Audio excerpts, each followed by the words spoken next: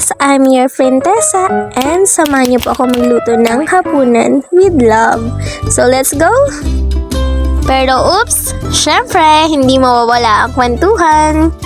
Kung kaya't ito nga po ay aking sisimulan.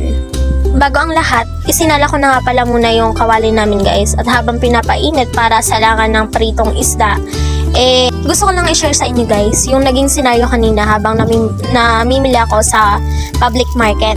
And dito sa aming bayan, nung mga nakaraang araw, marami kaming pinagdaanan and bukod dun sa sama ng panahon na nagdulot ng walang paglaot kaya nagmahal yung mga isda at bihira talaga yung isda guys, isa na rin dito na wala ka talaga mabibiling karne kasi ayun nga, medyo nakakalungkot, nagkaroon tayo ng case ng ASF pero tuloy lang ang life, ganun talaga sa buhay. So minsan pag nadapa ka, kailangan bumangon and life must go on. At sabi nga, kung ikaw ay naghihirap, dahil mahirap naman talaga ang buhay sa ngayon, mag-A ka muna!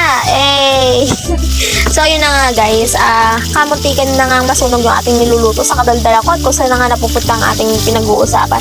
Pero yun nga guys, real talk lang.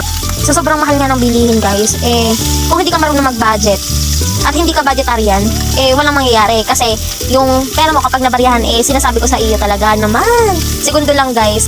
At habang nakasala nga yung pritong isda natin o yung pinipritong isda, naghimay-himay na nga rin pala ako ng talbos ng kamote para may panlak tayo mamaya sa gulay. Medyo nalibang na naman nga tayo dun guys sa paghimay kaya magtika na namang masunog ang ating niluluto. Ganun talaga dapat pag talaga nagluluto ka, nakapokus ka, focus ang sinasabi ko sa inyo. Dapat isa lang. Pero hindi, syempre para madali na rin natatapos yung mga trabaho din natin.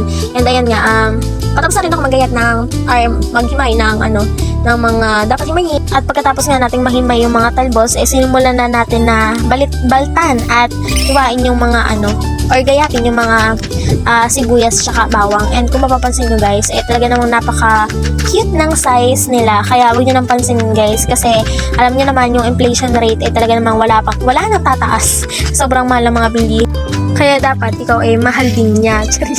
Iba pala yun. So ayun nga, finally naluto na natin at natapos na yung pinipirito natin isda. And next, ipainitin na ulit natin yung kawali bago lagyan ng mantika para naman guys hindi nasusundok or dumidikit dun sa kawali and nagkakos ng ibang lasa yung ating niluluto. And ayun nga guys, hindi rin ako masyado sa bawang, pero yun nga, mas masarap din yung niluluto minsan kapag madaming bawang, pero depende sa inyo. So dahil nga kakunti lang din naman yung lulutuin natin na gulay, so yun, sakto lang din yung ating bawang at sibuyas para din sa niluluto natin. And ayun nga, after na mag golden brown na ng yung mga pangunahing sangkap, ilagay mo na rin yung gulay. Tapos, add seasoning para masarap.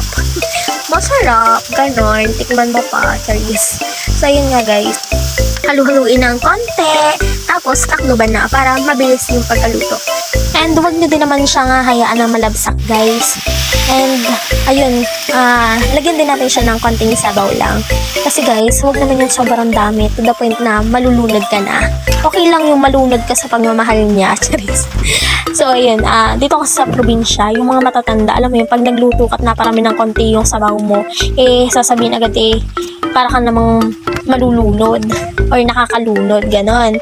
Yung sakto lang yung sabaw, wag labis, dapat sakto lang. Alam mo yun, parang hindi ka naman nasasaktan, ay iba pala yun.